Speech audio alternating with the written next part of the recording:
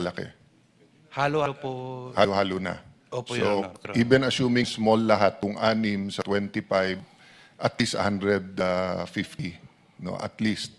Oo. Yes, Your Honor. Saan ang first at saan yung second delivery? Dito sa may bahay niya po, Your Honor, dito sa Green Hills. Green Hills. Paano nyo alam na bahay? Tinanong ko po si Mark Tiksay. Sabi ko, Boss Mark, kaninong bahay po ba yun?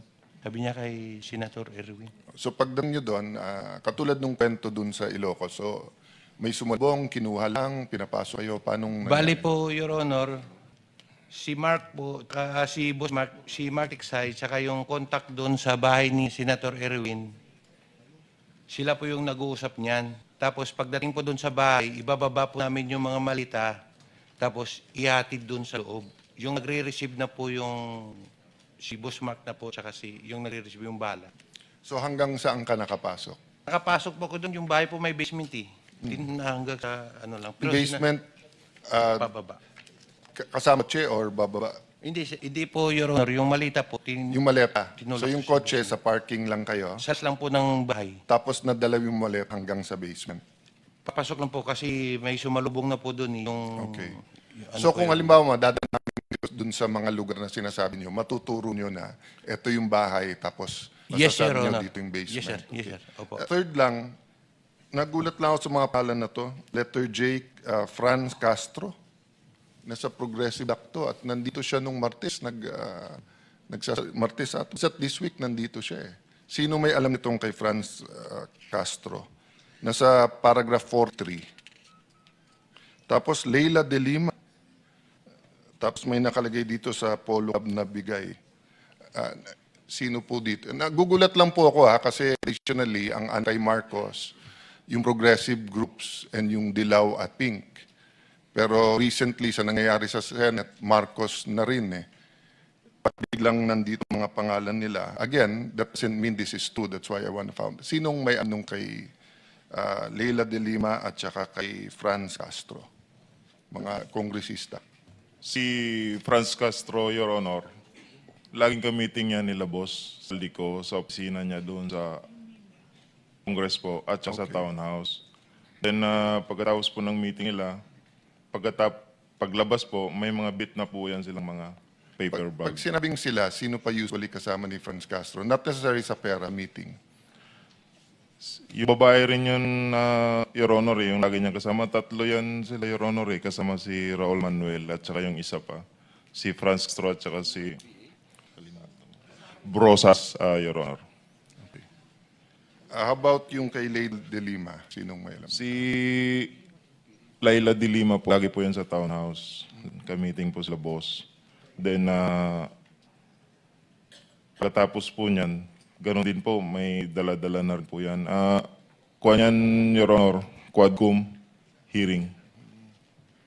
Kailangan nating i-clarify muna, no? Kasi yung pagkabanggit nyo kay Congresswoman Laila de Lima, kasama siya sa mga congressmen ng 19 Congress. Hindi pa siya congresswoman noon eh.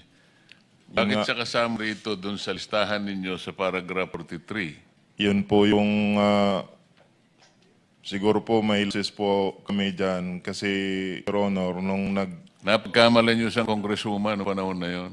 nung congresswoman, nung panahon na yun, Your Honor, hindi pa po siya kongresista. Pero yung namimit na po kami ni Attorney Baligod, kung congresswoman na po kasi, kaya na sama po dyan sa mga congressman po. Kasi bukod sa kanya, itong tunay na mga congressmen na nilist down nyo sa paragraph 43, babanggitin ko na, salita nyo naman ito eh.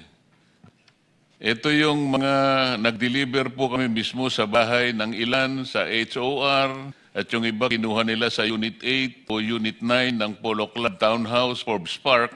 Sila yung mga sumusunod. Benny Abante, Sia Adyong, Jose Alvarez. Dito binabanggit niyo kung saan kinuha eh. Halimbawa, si Benny Abante, kinuha niya House of Representatives saka sa Townhouse. Si Sia Adyong, mga congressman po ito House of Representatives niya kinuha. Jose Alvarez sa Forbes Park House. Jojo Ang, Townhouse. Julien Barola, Townhouse. Ace Barbers, Townhouse. Ching Bernos, House of Representatives. Arlene Brosas, House of Representatives, Townhouse. Franz Castro, House of Representatives, Townhouse. Joel Chua, House of Representatives. Manix Delipe, House of Representatives. Ito nga, si Lima, Townhouse niya kinuha. Dan Fernandez, House of Representatives, Townhouse. Janet Garin, House of Representatives, Townhouse. Dong Gonzales, Townhouse. J. Konghun, House of Representatives at Townhouse. Jervil Luistro, House of Representatives. Raul Manuel, House of Representatives and Townhouse. Ito yung mga anong makabayan group na sinasabi ni Senate President kanina eh. Raul Manuel, Franz Castro, Arlene Brosas. Ito yung makabayan black. Nagsasalita sila sa House of Representatives. Matagal ko po silang nakasama roon eh. Wala nang ginawang mabuti ang gobyerno. Palagi sila na lang mabuti. Na parang sila, ay ngayon pala eh, di ko sinabing totoo lahat ito, kaya kayo nandito para patibayan ninyo, para tindigan ninyo na totoo lahat ang sinabi nyo ito. Sandro Marcos, Forbes Park, Paulo Ortega, House of Representatives, Joseph Paduano, House of Representatives, Townhouse, Stella Kimbo, House of Representatives, Townhouse and Residence, J.J. Suarez, House of Representatives, Erwin Tulpo, ayun, Green Hills, House of Representatives. Itong lahat po ng binanggit ninyo na mga ngayon ay naglilingkod na miyembro ng House of Representatives, yung iba naman ay wala na, kailangan patibayan natin sa pagitan ng inyong individual o sama-samang paglalahad na tama lahat na sila ay nakatanggap sa iba't ibang paraan at iba't ibang lugar ng salapi.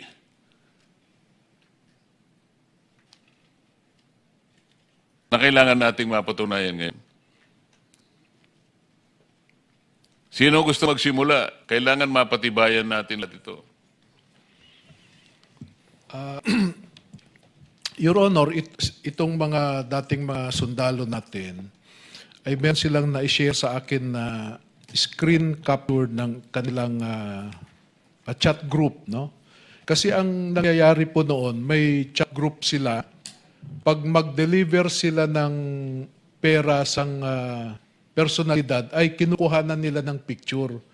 At ipinapasa sa chat group nila. Pag nakita po yun ni Ginoong Zaldico, fino-forward niya doon sa recipient at sinasabi, okay na ako sa iyo ha, etc. Pero kung kasama mismo si Ginoong Zaldico sa pag-deliver, hindi na nila napipicturan. Hindi, yun lamang, maski na yun, pwedeng tanggapin ng komite. Dahil ang importante lang, mapatibayan natin na itong mga taong binanggit natin ngayong umaga, sapagkat ito naman nasusulay inyong pinagsama-samang salaysay, merong mapagbabatayang...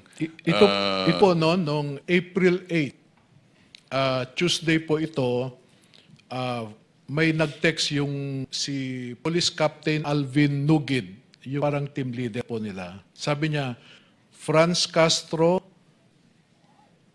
saka Arlene Brosas, dito na sila, sir. Tapos may sagot, sir, may kasama pa daw sila, continue daw. Pabato na lang, sir, sa truwa sa baba. And then may naipasa rin nga sa akin na isang picture ni Congresswoman Brosas doon sa opisina ni Congressman Saldico, no?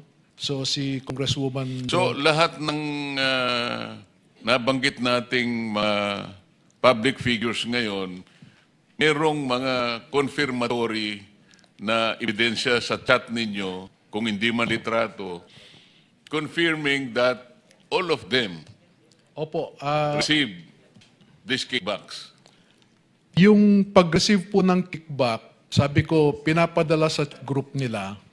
Yun nga, merong coverage na chat group report, kung ano man ang tawag ninyo, para mapatunayan nating isa-isang mga ito na nakatanggap ng kickback? Hindi po exactly na one-on-one correspondence po, no? Dahil yung iba po na na-capture nila sa screenshots, through screenshots, nakuha po sa telepono ng iba.